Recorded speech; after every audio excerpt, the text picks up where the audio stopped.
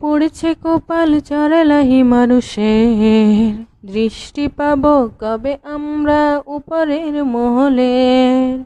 বাংছে নদী পড়েছে কপাল চড়ালাহি মানুষের, দৃষ্টি পাবো কবে আমরা উপরের মহলের, উপরের মহলের, উপরের মহলের।